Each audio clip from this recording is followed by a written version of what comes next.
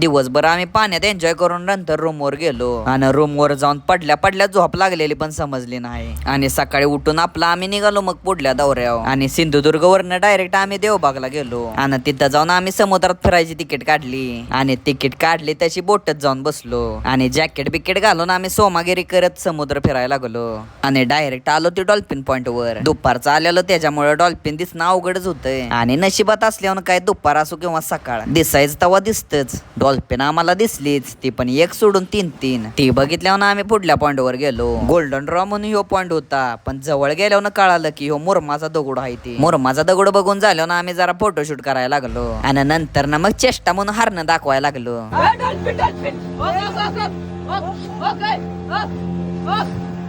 मग तिथलं असं खतरनाक असं 2-3 पॉइंट बघून आम्ही आपलं बाहेर आलो आणि बाहेर येऊन हे दोघं पाळण्यात खेळायला लागले. तवर आमच्या कानावर खबर आली की तिथल्या देवळात भंडार आहे म्हणून आणि खबर याच्या आत आम्ही दर्शन करून पंक्तीत पण बसलो आणि जेवण झाल्यावर पाळण्यावर येऊन पास चाललो. असं क्वालिटी जेवण खाल्ल्यामुळे आम्हाला लगेच झोप आली म्हणून आम्हाला तिथनं निघायला पण वेळ झाला. येता येता अंधार झालेला म्हणून आम्ही पावनखिंडला गेलो. तिथनं मग पावनखिंडचं दर्शन करून डायरेक्ट घरचा रस्ता धरला.